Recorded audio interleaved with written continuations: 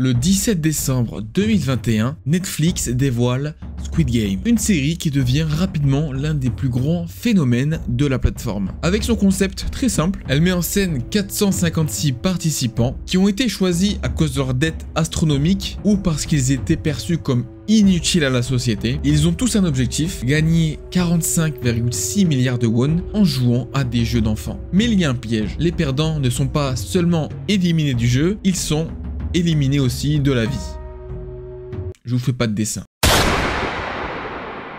Mais si je vous disais que Squid Game n'était pas seulement une fiction et une série, mais que la série s'inspirait d'événements réels, d'une période très sombre de l'histoire de la Corée du Sud. Installez-vous confortablement, prenez un truc à boire, un truc à manger, quelque chose de chaud, car aujourd'hui nous allons voir la réalité derrière Squid Game, ou plutôt le Squid Game de la vraie vie.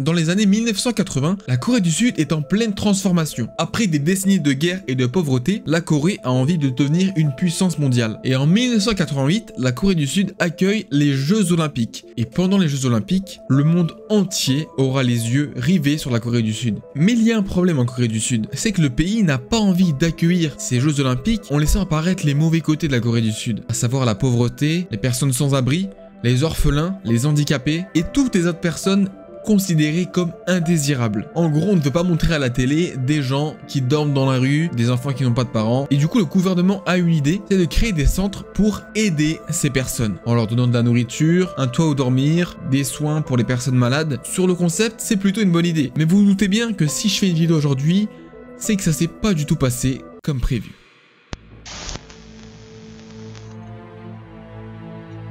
Prenons l'histoire de Han Jong-seon. Han, c'est un petit enfant de 9 ans à l'époque, qui était un jour avec son père et sa sœur, et à un moment son père a demandé à lui et sa sœur de l'attendre à la gare. Mais quelques heures après que leur père soit parti, Han et sa sœur sont attrapés par 3 hommes en uniforme de policier qui les obligent à monter dans un camion. Dès le moment où Han est monté dans ce camion, il a compris très clairement que quelque chose n'allait pas. Dans ce camion, chaque personne qui parle est violemment frappée à coups de poing. Dans la gueule directement. Et donc à ce moment-là, Han, on le rappelle, il a que 9 ans. Et du coup, la situation qu'on aurait tous eu à ce moment-là, c'est qu'il a commencé à pleurer. Et le truc de fou, c'est qu'il a pleuré et un des gardes présents dans ce camion lui a mis une gifle tellement forte qu'il s'est évanoui. La puissance de la claque pour mettre KO quelqu'un avec une gifle, c'est vraiment une dinguerie. Donc après être tombé KO à cause de cette claque, il se réveille et il est devant une grande porte métallique où les enfants sont séparés des adultes, les hommes sont séparés des femmes, et etc.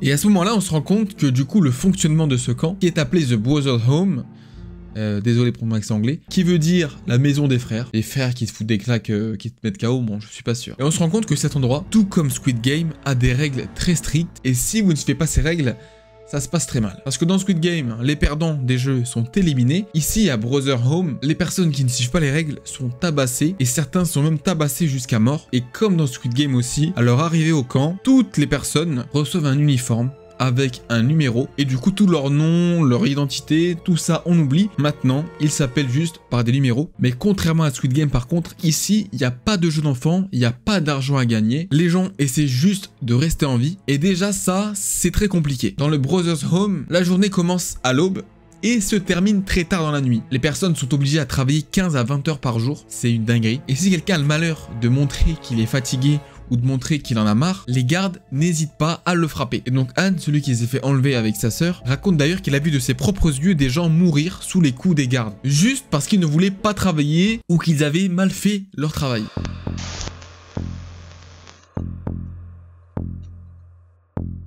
Et du coup, quand on compare ça avec Squid Game, on se rend compte qu'il y a beaucoup de similitudes. Dans les deux cas, les participants dans Squid Game ou les détenus dans ce camp ne sont plus vraiment considérés comme des humains. On oublie leur prénom, leur nom de famille, on leur met juste un numéro, on leur donne à tous le même uniforme. Et dans les deux cas, si tu ne respectes pas les règles ou si tu perds au jeu, ta punition est que tu te fais éliminer.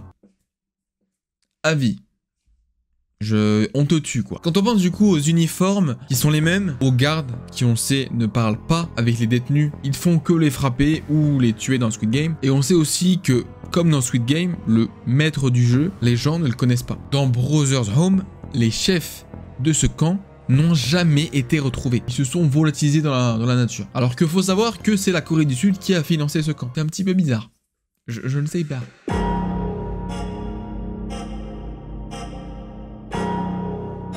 On se rend compte que ça fait beaucoup de points communs. Beaucoup trop pour que ce soit une coïncidence. Mais l'une des différences qui est quand même très importante à souligner, c'est que dans Squid Game, même si c'est horrible, les gens ont choisi de participer à ces jeux. Alors que dans Brothers Home, les gens n'ont pas du tout choisi d'être ici. On leur a promis à la base, je vous rappelle, de l'aide. On leur a dit qu'on allait les aider. Ou alors, comme Han et sa sœur, on les a carrément enlevés. On les a pris de force et emmenés dans ce camp. C'est vraiment très grave. Du coup, maintenant, on doit se poser une question. Est-ce que tout ça était juste une simple coïncidence? Ou alors est-ce que le créateur de Squid Game s'est inspiré de Brothers Home pour faire sa série? Parce que c'est écrit nulle part que la série Squid Game est inspirée de faits réels. Mais ça, on peut répondre très facilement en disant que si c'était inspiré de faits réels, beaucoup de gens n'auraient pas regardé la série. C'est un peu comme les films d'horreur, quand on voit inspiré de faits réels, t'as les chocottes, tu te fais caca dessus, ça coule le long de ta jambe, tu vois, ça sent le caca après. La série n'aurait pas du tout été la même si elle était officiellement décrite comme inspirée de faits réels. Mais avec tout ce que je vous ai énuméré dans cette vidéo, c'est clair et net, selon moi, Squid Game s'est inspiré du camp de Brothers Home. Maintenant, c'est sûr que vous allez plus voir la série pareille. Maintenant ça va être bizarre un petit peu. C'est donc tout pour cette vidéo, dites-moi en commentaire ce que vous en pensez. Moi je sais un truc, c'est que maintenant Squid Game, c'est plus pareil. Voilà, il n'y a plus de joueurs 456, c'est bizarre. Maintenant j'ai peur en fait. Sinon en vrai vous pouvez vous abonner à la chaîne, ça fait plaisir. Vous pouvez lâcher un petit like, ça fait kiffer. Et surtout moi je vous souhaite une agréable nuit.